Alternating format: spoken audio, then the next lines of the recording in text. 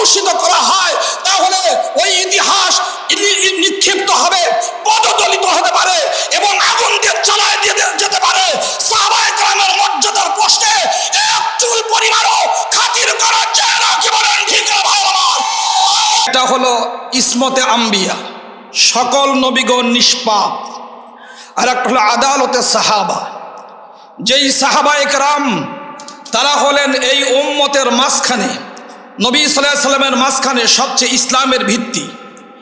আমাদের কাছে কোরআন পৌঁছেছে সাহাবায়ে কেরামের মাধ্যমে, সুন্নাহ পৌঁছেছে সাহাবায়ে কেরামের মাধ্যমে। ওই সাহাবায়ে কেরাম যদি একবার কলুষিত প্রমাণিত হয়, তাদেরকে যদি সমালোচনা করে তাদের খাটো করা হয়, তাদেরকে যদি অনির্ভরযোগ্য প্রমাণ করা যায়, তাহলে ইসলামের বিশাল বিল্ডিং ধসে পড়বে।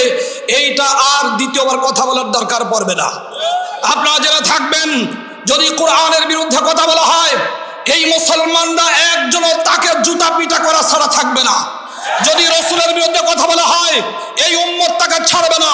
কিন্তু এই ইসলাম যাদের উপরে নির্ভর করে আমাদের কাছে পৌঁছেছেন, ওই গুণগত মানে উত্তীর্ণ জান্নাতি সাহাবায়ে কেরামকে যদি দুর্বল করা হয়, আর এই দুর্বলতা অনেকেই বুঝবে না যে কিভাবে দুর্বল করে ইসলামের ভিত্তিকে শেষ করা হচ্ছে।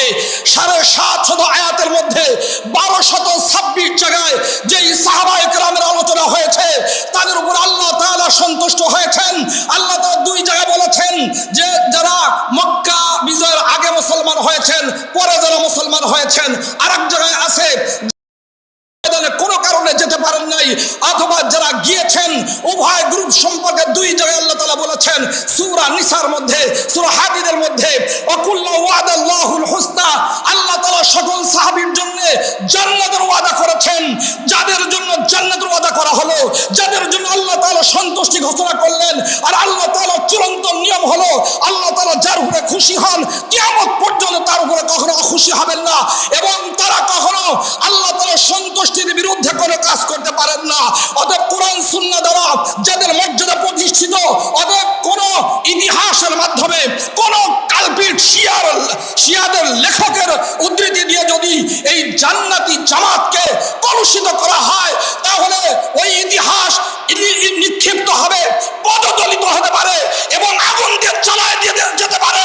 সাহাবায়ে কেরামের মর্যাদার প্রশ্নে এক চুল পরিমাণও খাতির করা যায় না। কি বলেন ঠিক না ভাই আমার? বলতে চাই, আজকে যে আয়োজন করেছে, এটা আমাদের আশাহত করবার জন্য নয়, আমাদের ভিতরে সন্দেহ সৃষ্টি করবার জন্য নয়।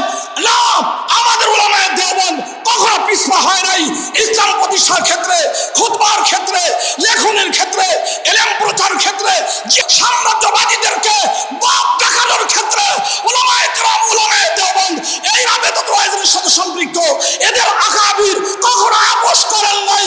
অতএব আমার দেশের কওমি মাযহাব ছেলেরা, আমার দেশের আলিয়া মাযহাব ছাত্র ভাইরা যারা সহিহ ইলমের সাথে জড়িত, আমি বলতে চাই, ওরা কোন বিভ্রান্তির জালে আবদ্ধ হয়ে কখনো শিয়াবাদ, মওদুদিবাদ এবং এই সমস্ত বাতিলদের দলে এরা কখনো ভিড়তে পারে না। কি বলেন ঠিক না ভাই আমার?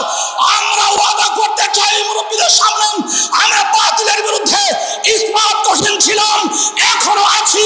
যদি কখনো এই আকীদা, বিশুদ্ধ আকীদার প্রশ্নে, ইসলাম প্রতিষ্ঠার প্রশ্নে, খেলাফত কায়েমের প্রশ্নে যদি কখনো রক্ত দিতে হয়,